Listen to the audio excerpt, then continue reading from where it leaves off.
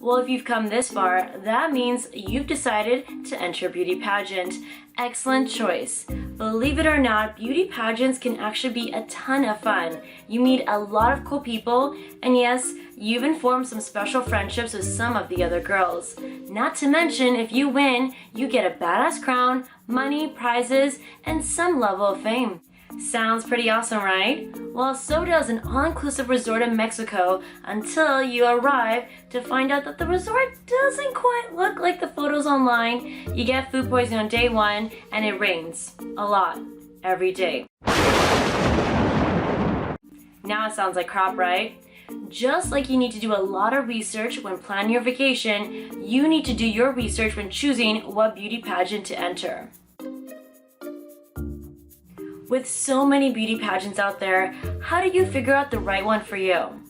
Here are a few things you should look at when researching a beauty pageant. First, look at the history of the pageant. How long has it been around?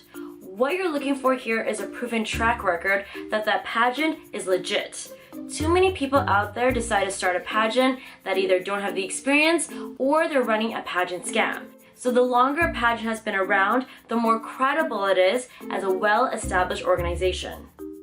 Number 2, which companies are sponsors of this pageant?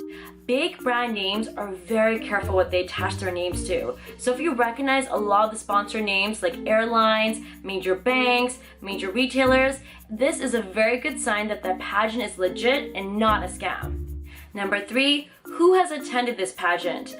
What you're looking for here is to see what celebrities, VIPs, and local politicians have attended the pageant in the past. Now, if this pageant is a fraud, believe me, these people will not be a part of it. Media coverage. Now here, Google is your friend. So if you look up this pageant and there's very little media coverage on it, that's a warning sign. Also, if this pageant doesn't have a well-maintained website, that's another warning sign. Because seriously, what reputable company doesn't have a website? If there's very little information out on the web on this pageant, be very careful. This pageant might be a pageant scam. Next, look at some of the past pageant winners. Now, a reputable pageant will proudly show up their past pageant winners and what they've achieved. So be sure to talk to at least one former winner or participant of that pageant. Now, if you don't personally know any, don't be afraid to ask the pageant organization to put you in touch. A reputable pageant company will gladly put you in touch with some of their past winners. After all, what do they have to hide? Number 6 or 7? Anyways, next up is fees. Now, I've mentioned before, most pageants will have some sort of registration fee.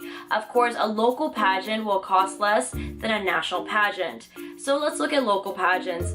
On average, you should expect to spend maybe $500, max $1,000. However, if the pageant you're interested in entering is asking you to pay thousands of dollars just to compete, that's a warning sign.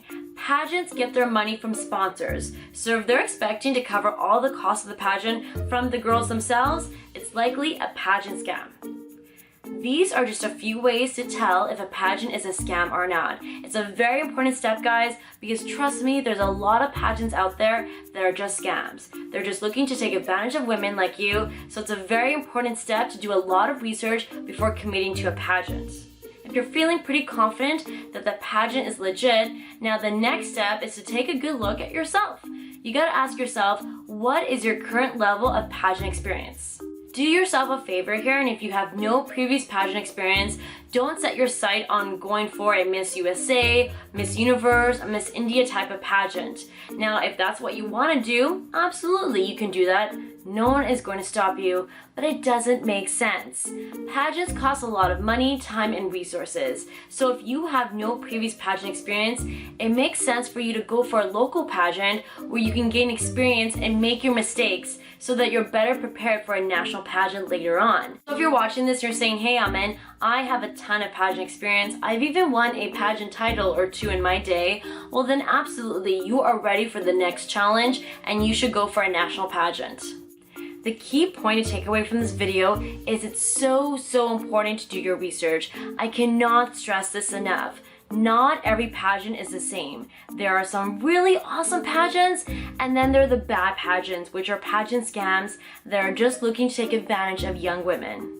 So be informed and don't be afraid to ask questions. Once you find the right pageant for you and you've been accepted as a contestant, you're now ready for video number 3, where I'll show you how to find a sponsor and how to save money.